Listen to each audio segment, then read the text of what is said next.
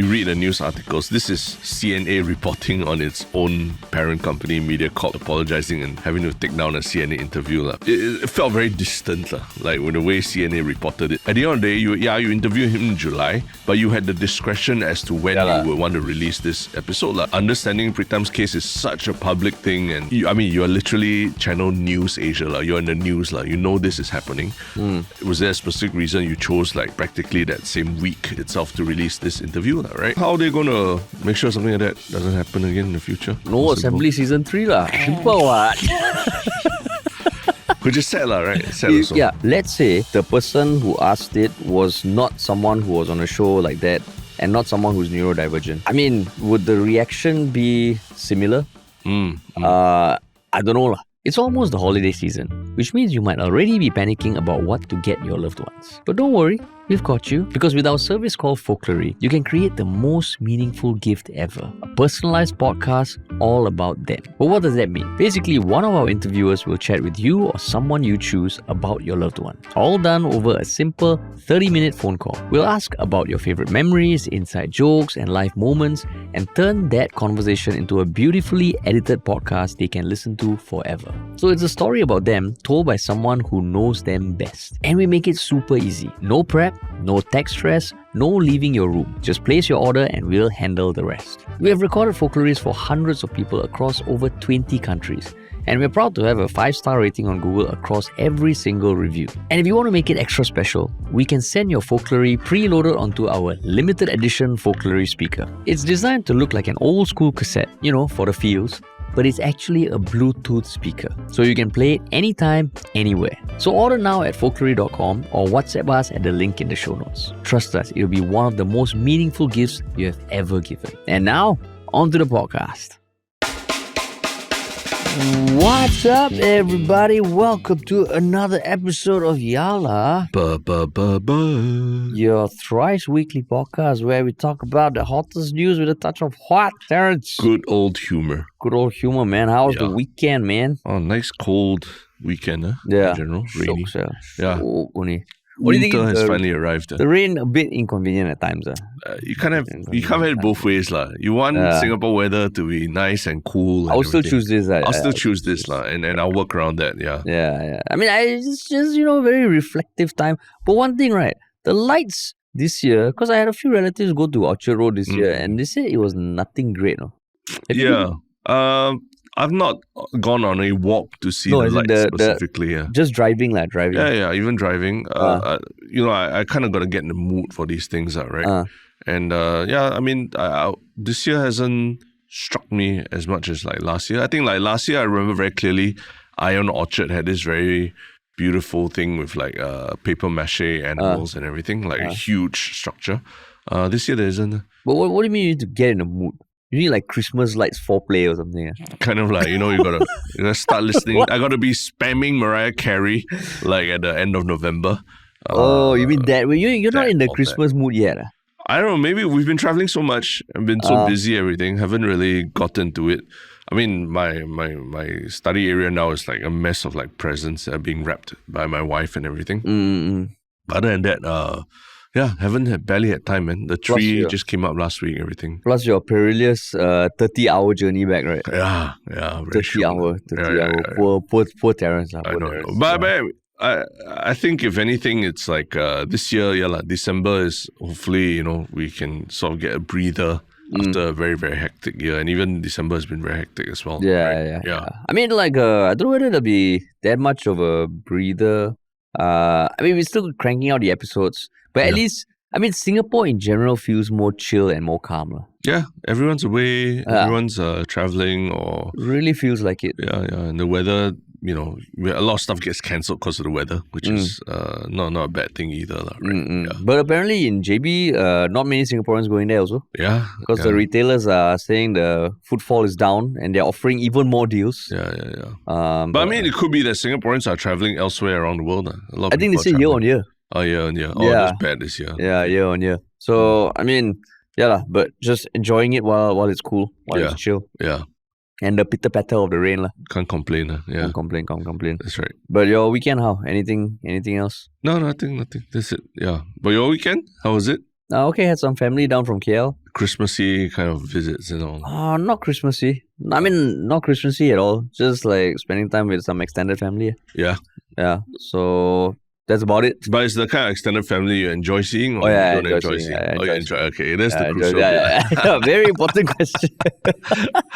Because for some people, I think when you say Christmas gatherings with family or that, they don't look forward to it, right? Yeah. So got to define which side of family this is, Yeah, correct. I mean, like, went to the library over the weekend again to get some books, and I realized like the library, there's a third floor cafe where there's a huge chill out area. The library is just awesome, man. This the NLB, the one at Central Library. Yeah, I know you have been a big champion for the 𝗪𝗲 Library. Yeah. Right. Both in terms of the app, the ease of borrowing books. But yeah, even there was a cafe where when my wife and daughter were in the kids section, I was just like finishing up some stuff upstairs. Yeah. It was great. Then after that, they joined upstairs, and there's a big, nice walking area for people to chill out and all. Yeah. It's great. Yeah. The ebook learning thing has really changed it's a paradigm shift for me in terms of how I see books. Ebook learning? Loaning. Oh, loaning. From the NLB. Yeah. Because previously I used to be like, if I borrow a book, I have to finish it no matter what and everything like that. And then I'll procrastinate, especially if it's a tough book. Then I'll give up like halfway, like a year or two later, that kind of thing.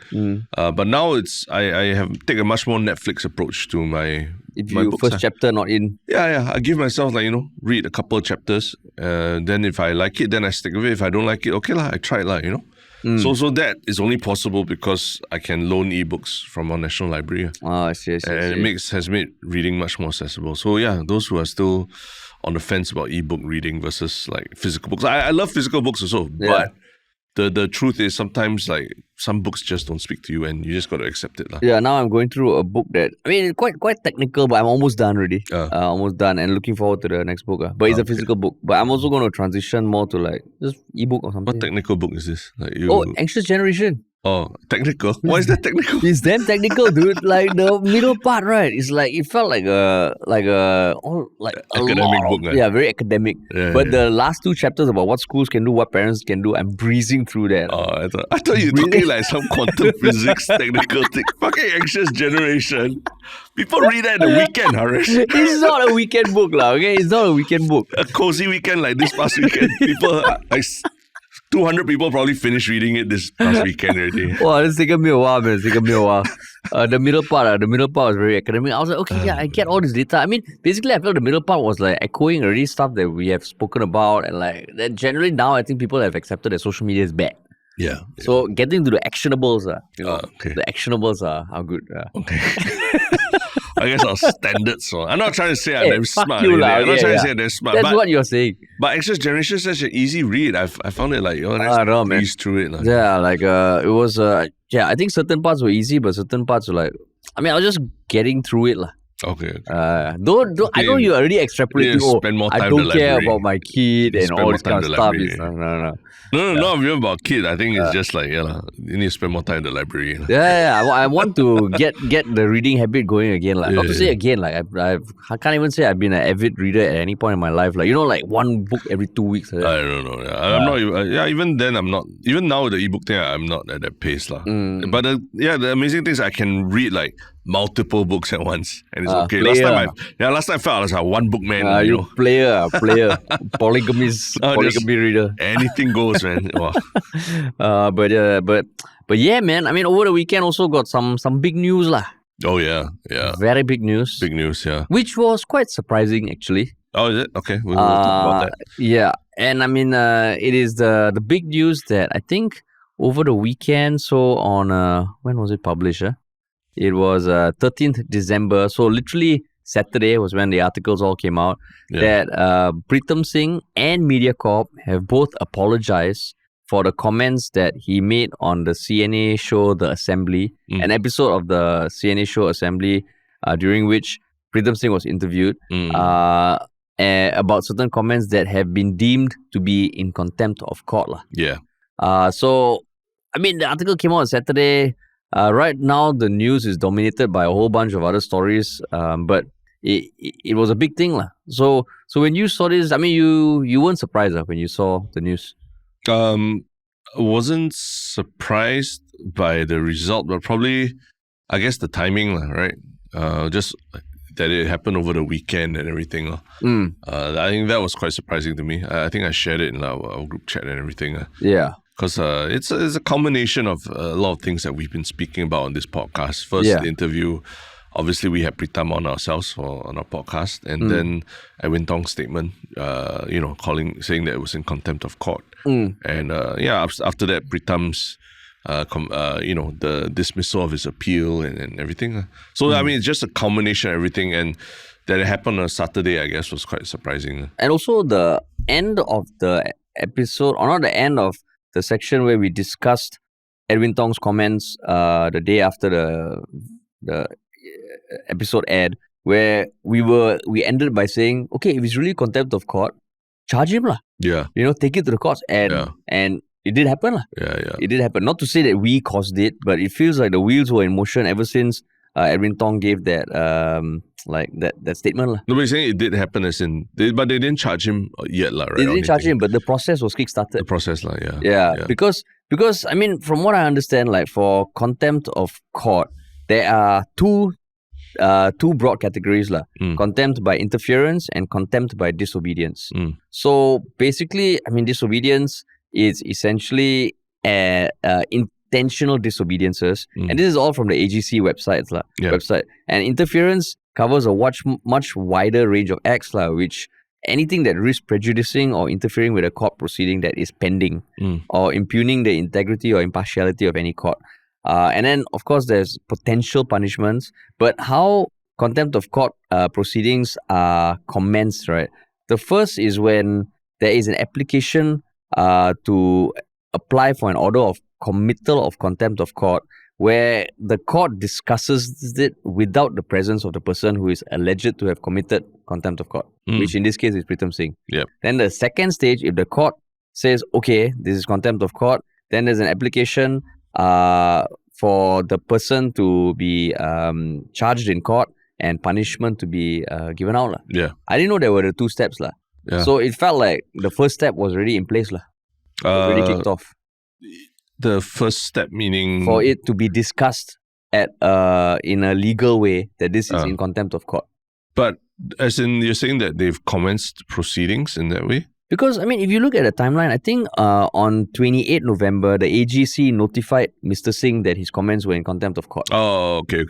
So that means there was some discussion officially to assess whether he was speaking in contempt of court, and it was deemed to be contempt of court. I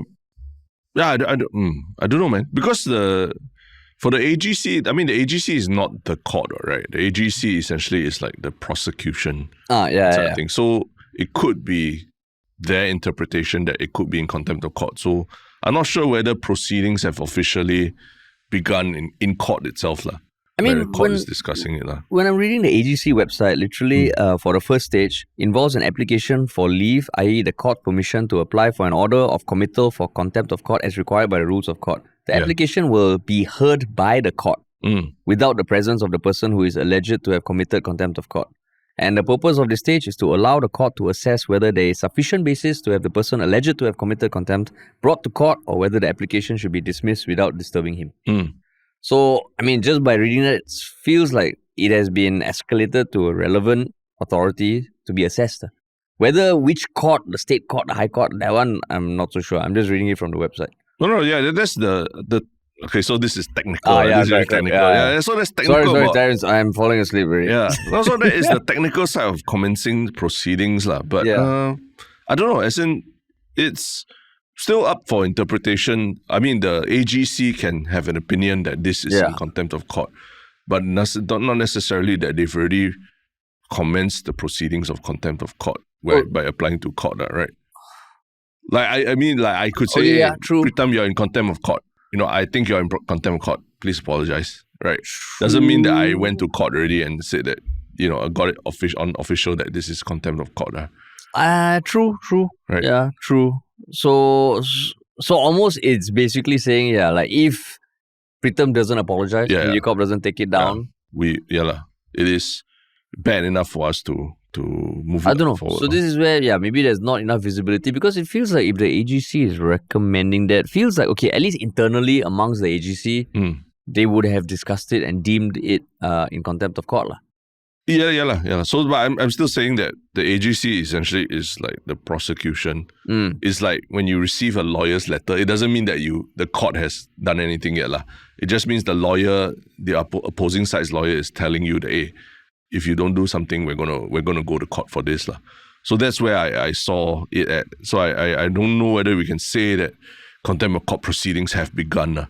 So there's a technicality that I think it's probably, I know IANAL, I'm not a lawyer, so somebody else can better inform us on this. But my reading of it was that it was more like, okay, they essentially, prosecution say, hey, I think you're in contempt of court and you better apologize. If not, so in some way it's like a lawyer preempting you that, okay, you have committed an offense. You better take what you have done down and apologize. I think so. Yeah. So that's where that's why I was puzzled when you said that, like what we said, that they should charge and that it commenced already. Yeah. I mean, I still feel it could. I mean, okay, like for the AGC to send a notification, maybe for both Mediacorp and Pritam Singh, they are like, okay, let's just do the needful to prevent being charged in court. But I don't know, because when you read the statements, it's like, AGC is like very sure that contempt of court was committed.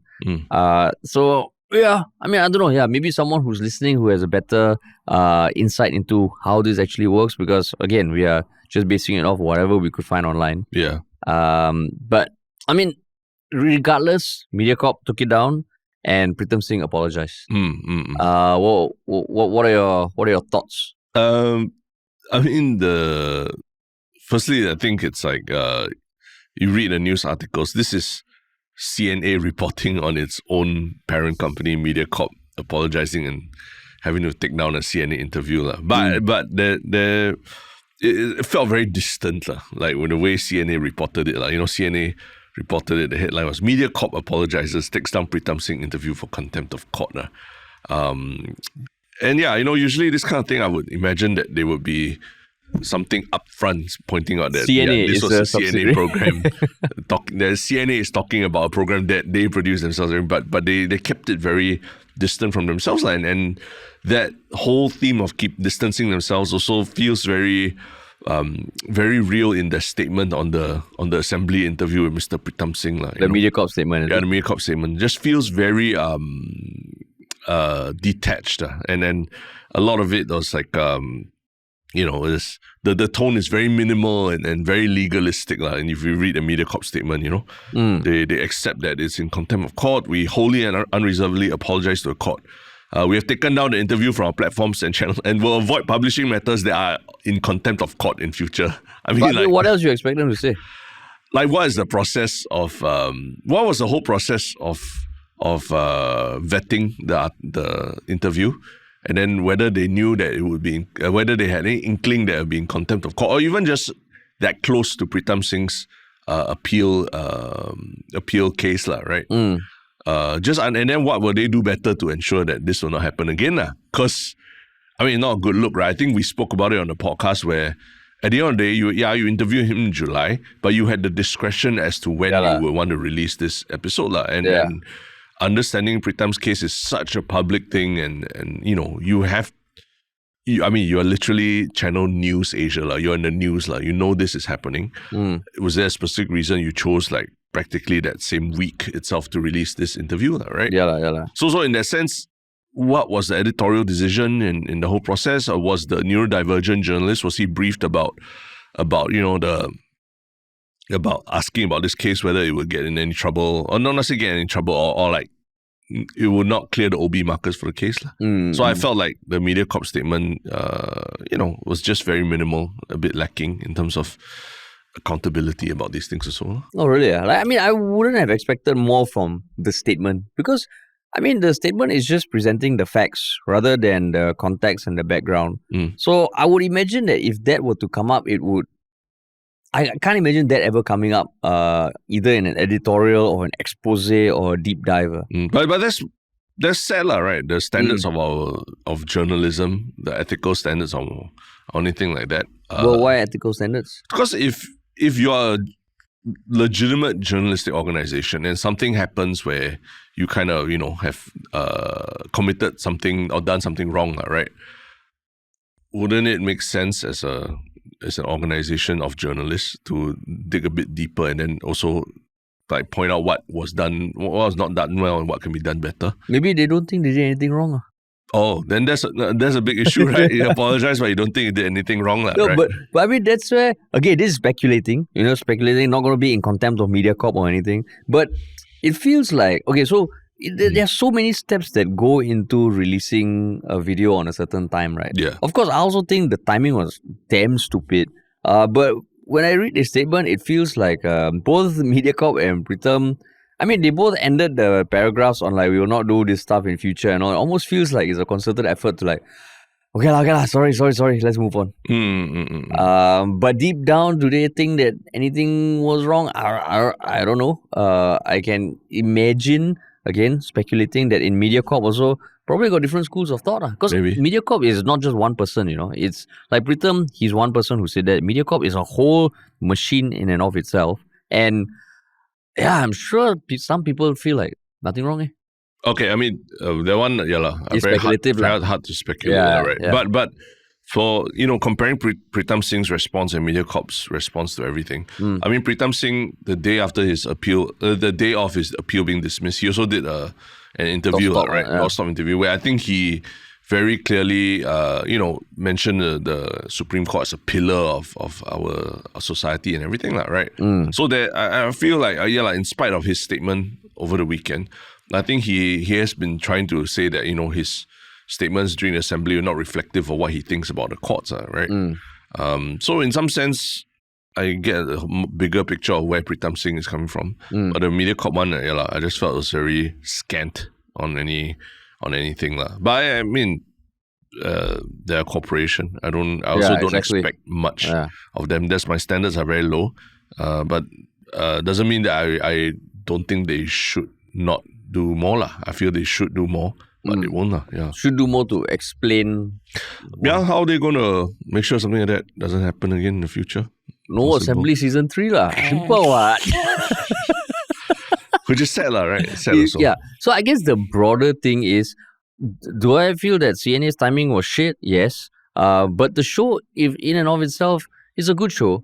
Like, I don't think it's fair for us to argue whether or not Pritam Singh, what he said, is in contempt of court. Because at the end of the day, if we want to, trust the process, the AG says this. I mean, I honestly don't know. When I was trying to look at past cases of contempt of court, there was 𝗙cie𝗂𝗍 𝗟𝗏 𝗪𝗏, and all of those felt more explicit that, they were making accusations about the court.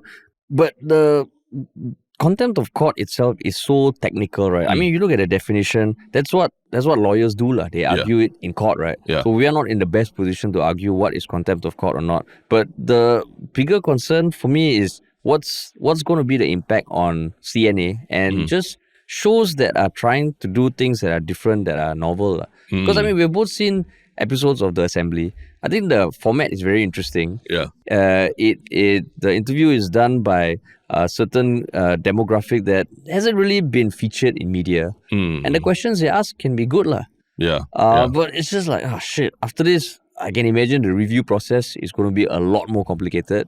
Yeah. And just, that's the worrying part. Yeah. I think it's, I enjoy watching the episodes that I've caught of the show. But maybe it does boil down to what is the essence of the show, right? Is it, are we celebrating the abilities of neurodivergent people? And if that's the case, like, is it that only neurodivergent people can ask difficult questions like that of our, our politicians and our leaders and all?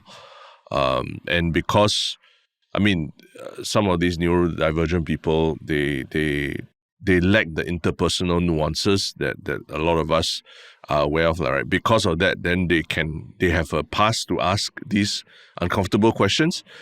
Is that the purpose of the show? Then I feel like there's an indictment on our whole media system, right? That we can't ask difficult questions of our leaders and all, unless you have a pass because of your neurodivergence or something.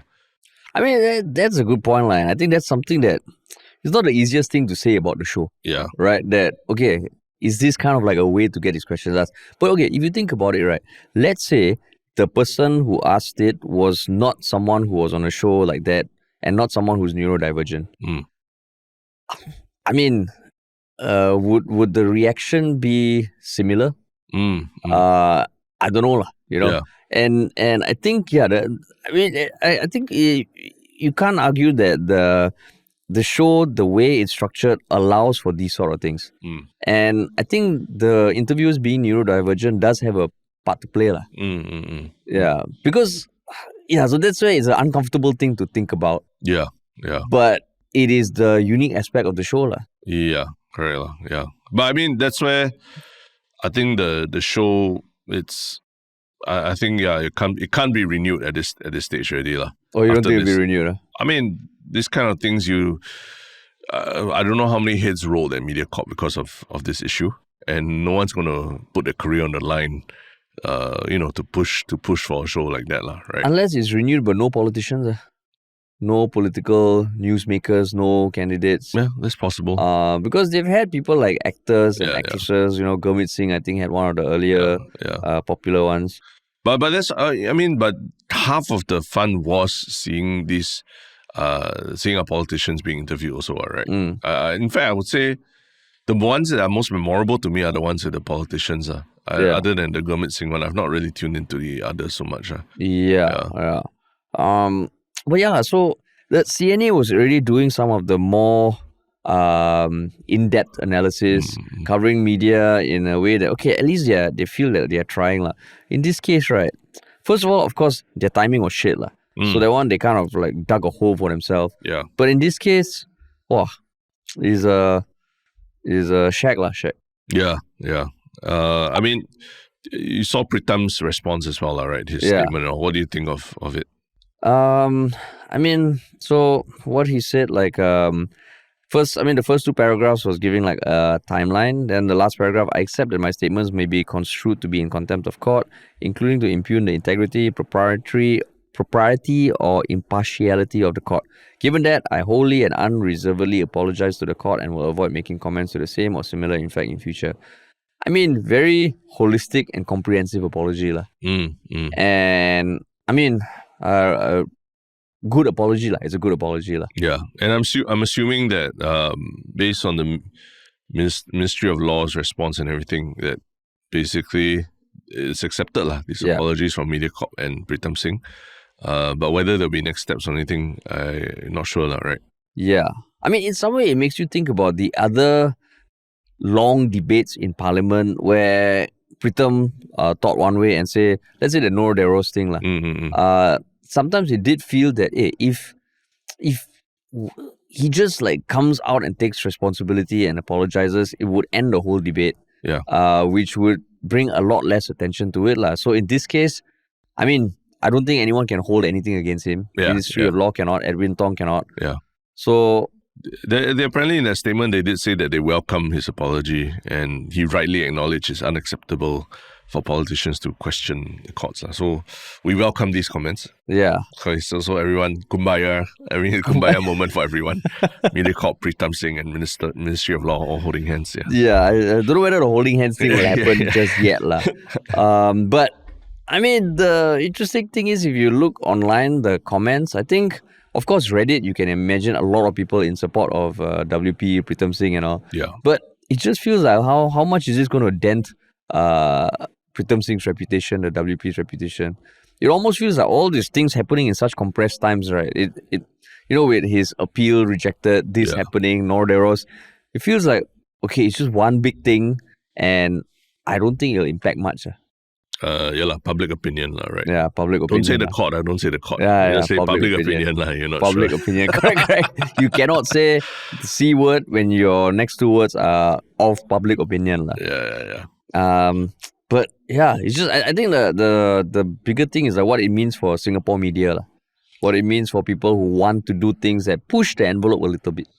Yeah, and whether it'll lead to them pulling back a little bit on pushing the boundaries. I guess season 3 that's the determiner. If we see season 3, if we don't see season 3, yeah, you know why Yeah, I mean the episode can't be found on YouTube anymore. Yeah, would love to speak to the neurodivergent journalist who raised that question. And I mean, I had to trawl through my own notes and all about the transcript from the assembly about what Pritam Singh said. Yeah. Because it's no longer there. You can't find it anywhere, even on social media. No? Yeah, because the other question I also had was, they always have this segment where a journalist comes in and trains them about what questions to ask or whatever, right? So I want to find out, was that question massaged or vetted or just, any, sanity check about the whether the question would be in contempt of court, given that there was still court proceedings going on. And who came up with the question?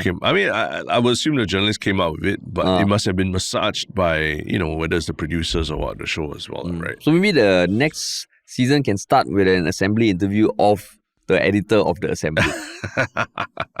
Or just CNA writing an article on his parent company. The assembly interview your own editor. Yeah, that'll be interesting, right? Yeah. But man, but it feels like, this one is a close issue. I hope so. Yep. Woo-wee. Hello there. If you're new to 𝗖𝗲𝗬𝗏, welcome. We cover the news from every angle, no matter how controversial. And we're going to keep creating the best possible content for as long as possible. So it would mean the world to us if you could hit the subscribe button down below. It's free and it'll really help this podcast continue to grow. If you're already a subscriber, thank you so much for being part of our journey. If you've been listening to us for a while but haven't yet subscribed, all I can say is, why not? I mean, it's free and it'll take 2 seconds. So just do it now. Come on, just do it. Just do it. Do it. Okay, I'm not going to stop until you do it. All right, done? Okay, great. Thanks. But I mean, these kind of things that are mishandled in communication can happen, even for our the biggest personalities and all. But sometimes for even not as personalities who are not as big as Pritam Singh and all, there can be a lot of misunderstandings or basically a lot of contempt for each other in an exchange where what seems like a very innocuous business proposal can become something viral and lead to a lot of vitriol for the parties involved. And what is this incident? It is the conversation, or at least attempted conversation, between an influencer and a wedding venue known as the Secret Haven, where the influencer asked for a complimentary Christmas Eve anniversary sponsorship, which apparently is worth up to 15,000. Yeah. So how this went viral is that the Secret Haven on their social media account, on their TikTok account, they posted a TikTok video revealing that the influencer had approached them to request for a full sponsorship for a wedding anniversary celebration. And I mean, they even shared screenshots of the email that had details about, cross-posting, the date, the time, the guest count, 50 to 80 guests, the sponsorship details, the event styling, the live band audio support. But they also attached the media kit for the influencers, audience and all that.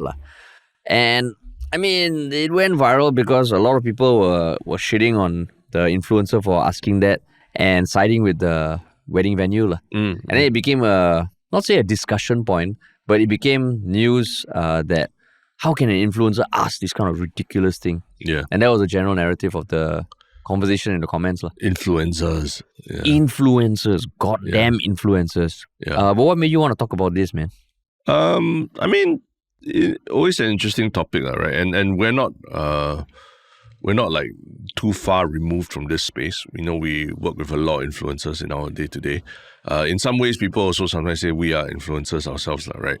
Maybe not in the way that is very outright commercial or almost like sometimes exploitative, right? I feel about how influencer marketing is. But yeah, we sometimes do barter for things in our with our time, with our platform and all. Yeah. We do barter for services from other businesses, and it is just part of part of what we do in our jobs, right? Yeah.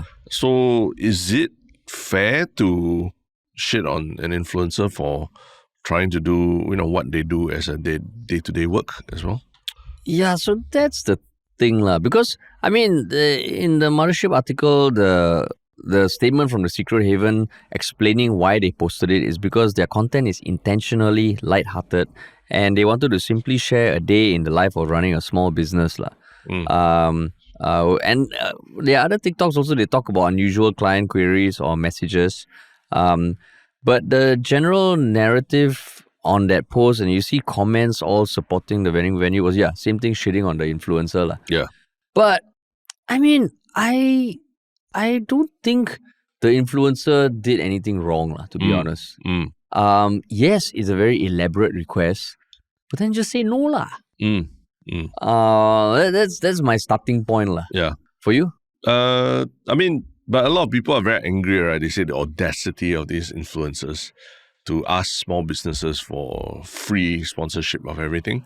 But one thing I did find a bit strange was that people keep saying, oh, how can this influencer ask for them to feed 50 people there? But based on the screenshots and just looking at the article on Mothership and everything there, did they talk about feeding the 50 to 80 guests? Right?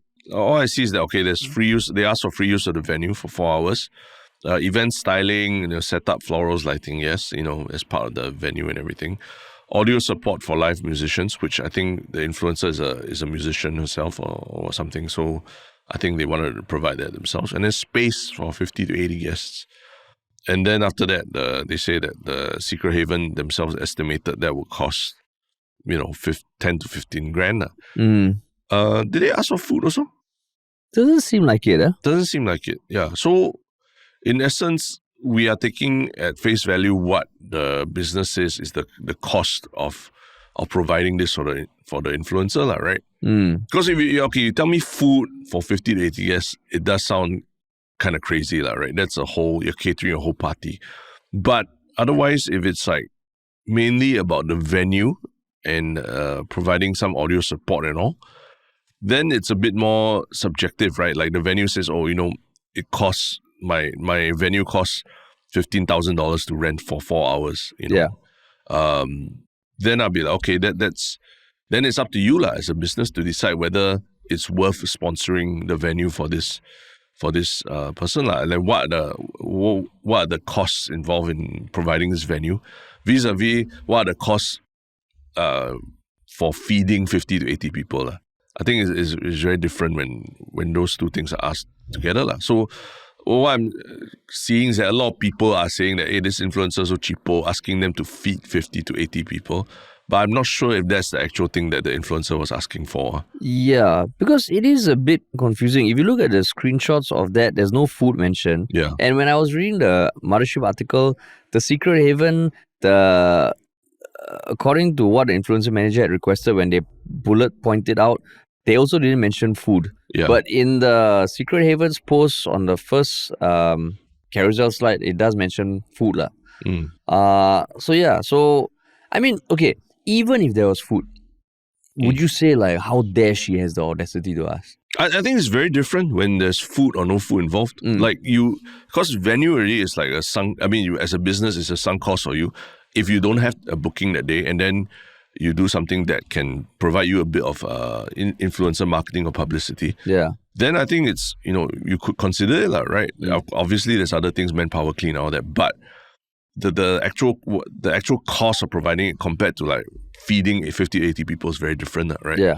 So if the influencer is asking for the venue and if it doesn't work for you, and you can say yes or no, right? I think there's an ROI calculation you can make. But the way it's been framed, it sounds like it seems like people are thinking that the influencer is asking for everything to be free, like including food as well, which I'm not 100% sure about. Yeah. That's why I find that, a bit like, dark match, the outrage that people are having versus what the influencer is asking for. Yeah. I mean, I would say, right, even if she or he was requesting for food, right? Yeah. I would not say like, how dare she have the audacity? And the reason is because like we already know that we grow up with the narrative of like, Singaporeans don't want to push the boundaries, don't want to do this. If you look at other countries, they're more vocal and all this. Then when someone is just trying to hustle, then we shit on them.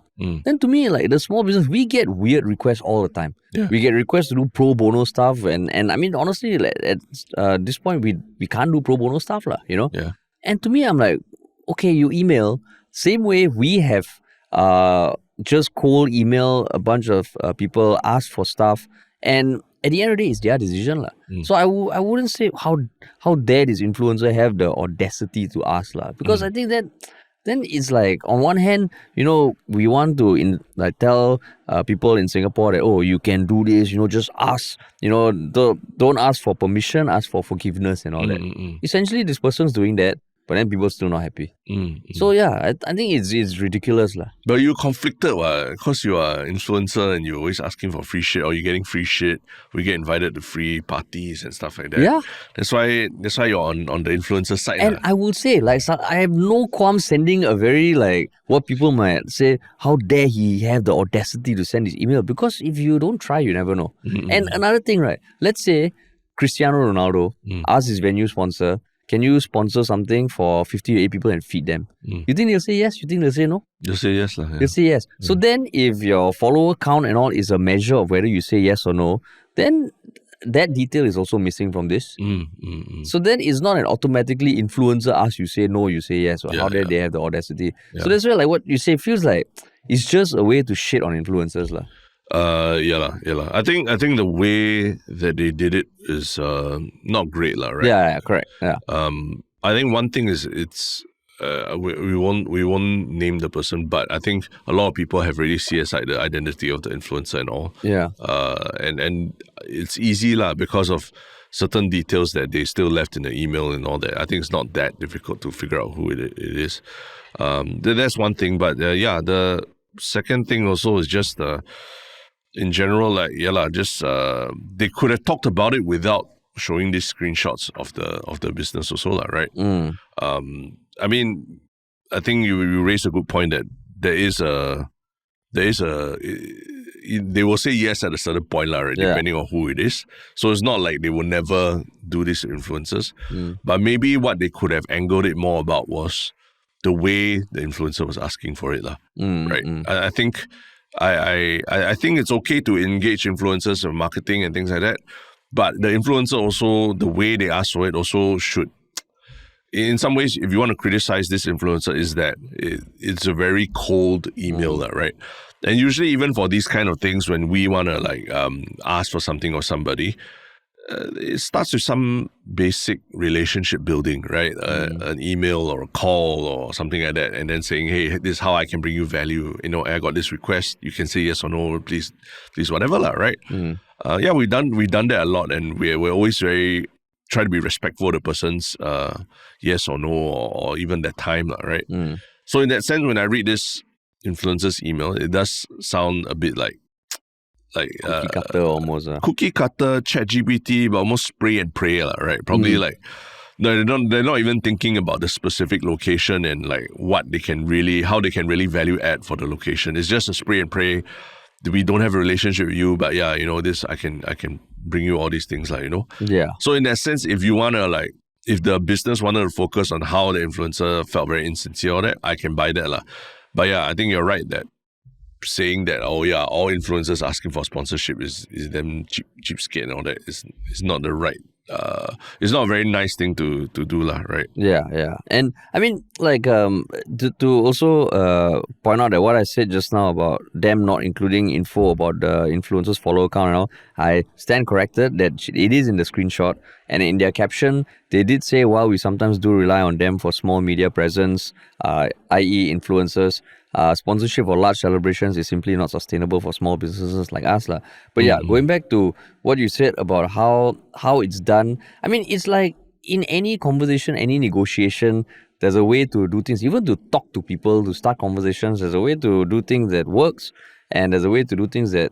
don't work as well. Yeah. And I mean, hopefully anyone listening who has worked with us on a project where, they sponsored something, doesn't feel like, what the fuck these two people talking about? Their first email was fucking annoying and all that kind of shit. Hopefully, but I think there's a way to increase your chances, and you look at the screenshots, that one not ideal. Yeah, I also want to self-correct also. I think the screenshots, one of them actually says that they're exploring full sponsorship for venue rental and 𝗘𝗶𝗀 catering.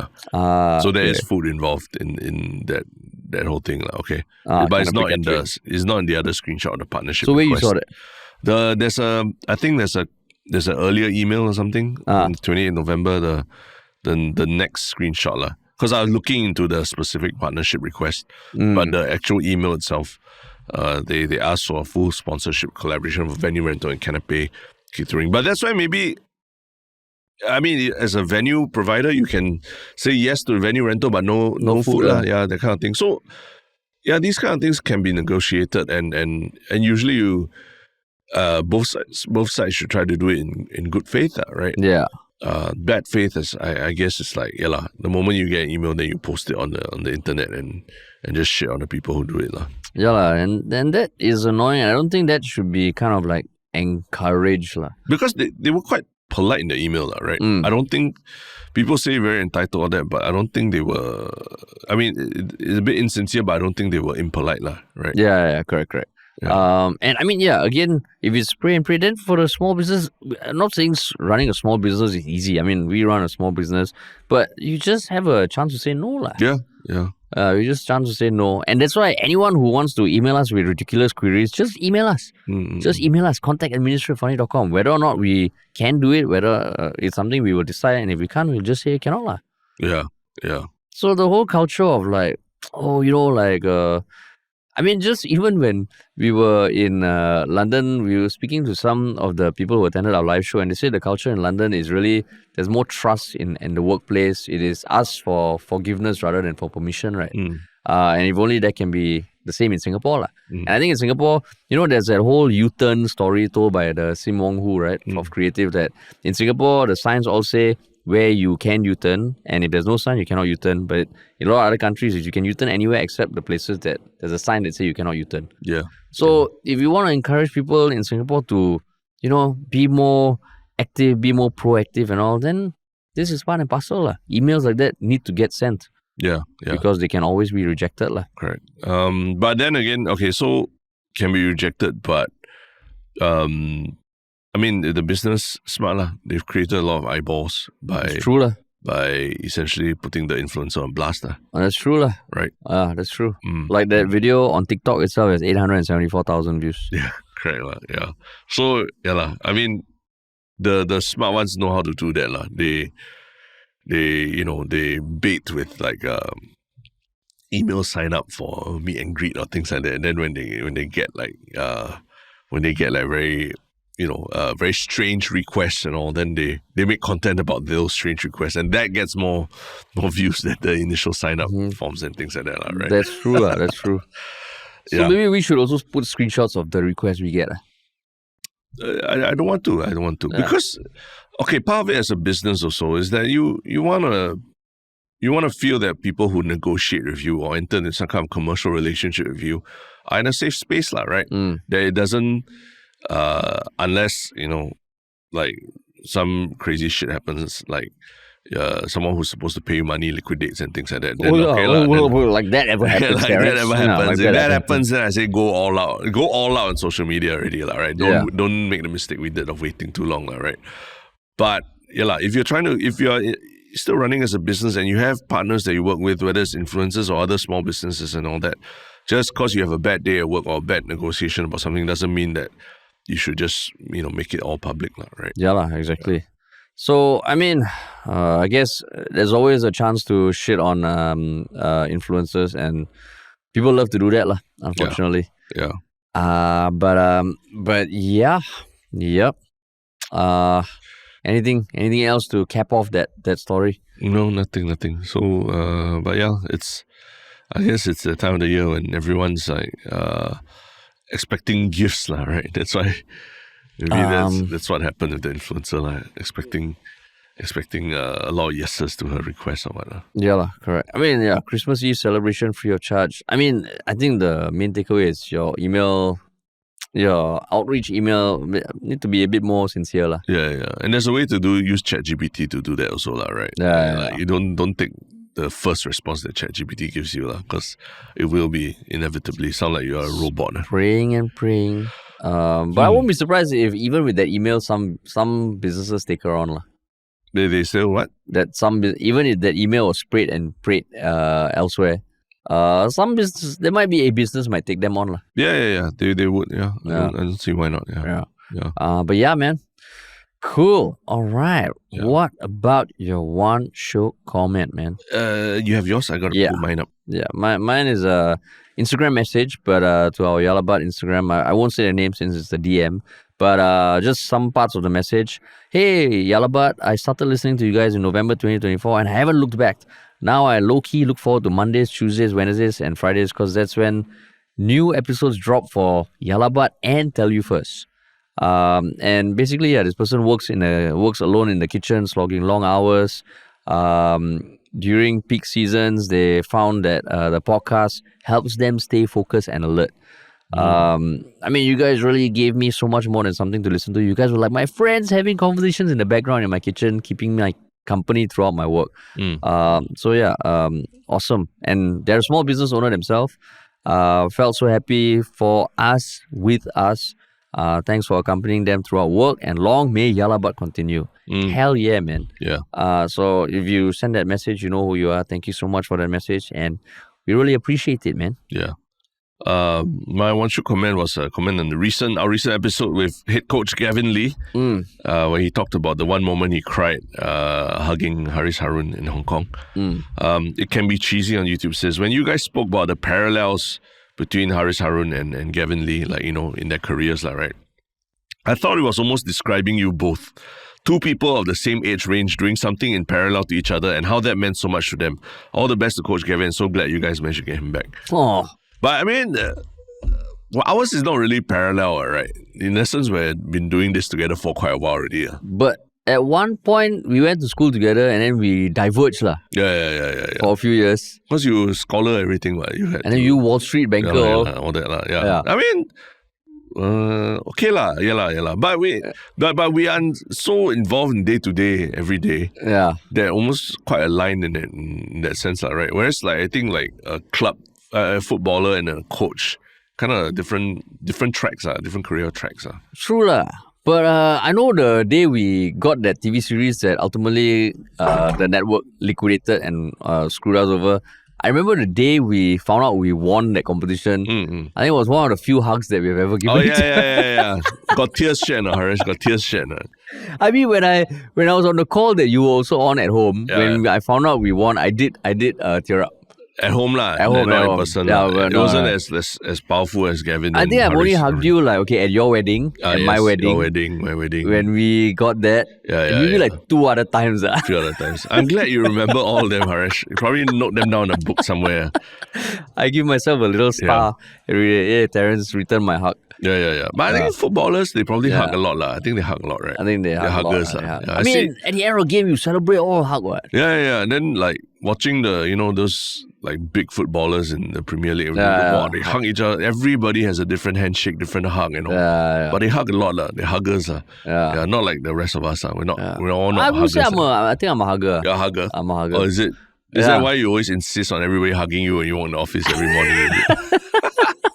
It's been relegated to just a fist bump. Okay. Yeah, it's just a fist You've bump. reduced it for the office norms lah, right? Yeah, because I mean, post-COVID, like all this distance, all not good lah, not good. So you see family this Christmas is all hugs every day. Hugs. Yeah. Even those that you don't really want to see is hugs. No, it was a small group of people who really wanted to see. So everyone is hug-proof. I'm saying everyone, even those that you're not very happy on, you will hug also lah. That one is like, hug. So your hug got different levels. Got different levels. Hug, Sometimes it's a one-handed side hug. Then one time it's a full double hug with squeeze. So basically it's like if you get a hug from Harish, it's not necessarily that you like. Oh yeah. The Of course. kinship is not Yeah, necessarily of course. that. Sometimes it's circumstantial, sometimes it's diplomacy, a mix of different things. Okay. But if you get a good hug, a sincere hug, you will know it. Yeah, I think I'm not super. I know you're not. I know. No, in Singapore weather lah. In Singapore weather, I don't like. Please lah, the hug is like half a second lah. Okay. It's half a second, Wow, but body you can heat go feel, to you feel sweat, you feel smells and all that. Don't you remember in UK like when you're taking the tube and everything? Everyone's so close to each other, but you barely smell anyone, right? Yeah, true. Singapore is Singapore like someone farts in the other train carriage, you can smell it. No, but that's because also we're in winter. In summer, I'm sure you smell everyone. That's true. But I do remember in Europe, like, you know, the bisou and all that, the kissing of the cheeks and all. Completely like okay, you know, but I can't imagine doing it in Singapore. It's cheeks will just horrible, disgusting. So that's why to me, like all this bodily contact to greet people, it's so in London, I should have maxed thing. out my hugging you lah. Is it? That's what you're saying? London, been better lah, easier, easier. Multiple layers of clothes. Multiple layers, very thick, right? You're like two sumo wrestlers. Yeah, that kind of thing. Correct. But yeah, cool. What about your One Shiok Thing, man? My One Shiok Thing is a video by this channel that I used to watch quite a bit more, but now they I mean, is this creator? It's a channel called 𝗏𝗏𝗧𝗵𝗏, and they used to do a lot of videos about I think about people in Hollywood, basically. She used to do a lot of videos about Meghan Markle and how she's a terrible person and things like that. But I think more recently she's come out as a lot more right wing in her views, which I found quite interesting. You know, she used to comment a lot about celebrities. And then somehow now it's moved more towards like actual political commentary and all that. But she recently did a video where she answered the question was should immigrants learn English? And so she basically talks about what's going on in America right now on YouTube lah. Yeah, and the expectation whether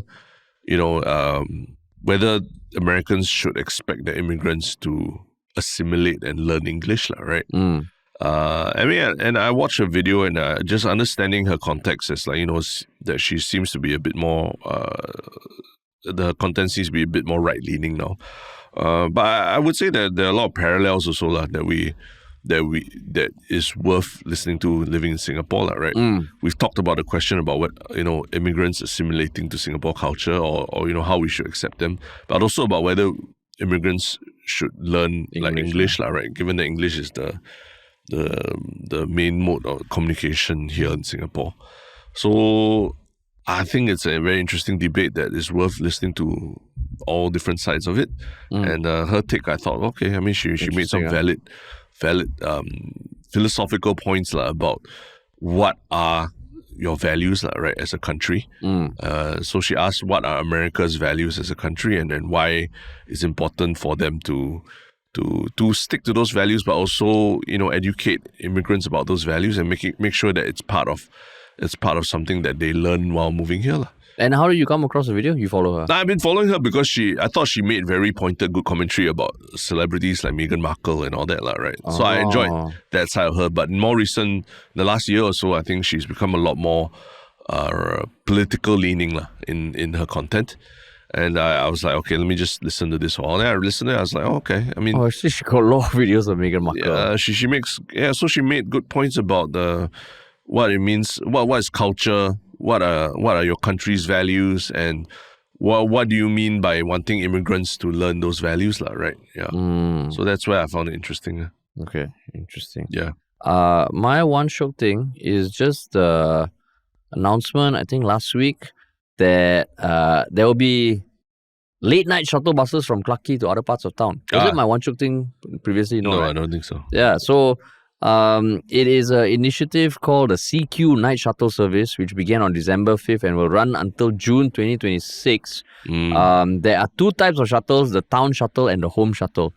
So the town shuttle will loop around 6 locations in town from 11 p.m. to 3 a.m.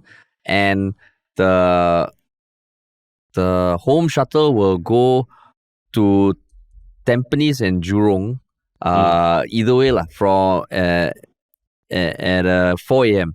Yeah. So basically, it's just a nice initiative lah. Especially because this has been discussed for quite a while already, and to see it happening, maybe it's like Shanmugam, it's like we give them 1 hour more, let's give them a bus.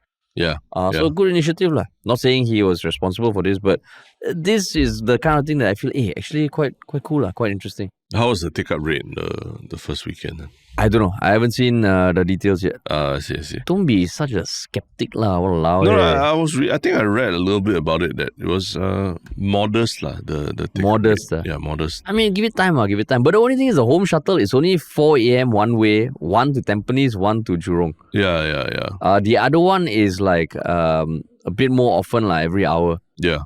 But that one, the one way, either way is like I mean, it's a trial lah. Hopefully there's take-up rate lah, and it'll be on Friday and Saturday lah. So yeah, I think just less than 24 hours ago there was an article about the shuttle. Yeah. Oh, okay. Saying that I think 24 people in total boarded the 2 buses on. Oh, is it? Yeah, on Sunday morning. Yeah. Oh, that's not bad lah. The home shuttle. It's like the first or second week. So yeah, hopefully, please, people just take it, so it gives them more reason to continue it. But yeah, that's it, man. Yeah. Cool. So if you enjoyed this episode, please remember to share it with at least one other person. You can follow us on social media: TikTok, Instagram, Telegram, Reddit. And if you enjoy our One Shiok Things, you can sign up for a weekly newsletter that consolidates all the One Shiok Things from that week. It's called Your Little Bit, and you can sign up for it at yalabat.com. Yeah. And if you want to work with us, please email us at contact@ministryoffunny.com, or just check out ministryoffunny.com and you see our portfolio there, as well as a contact us page. And you got any weird requests, just send. Yeah. Just send. Yeah. All right, cool. Thanks for listening, everybody, and we'll talk to you all soon.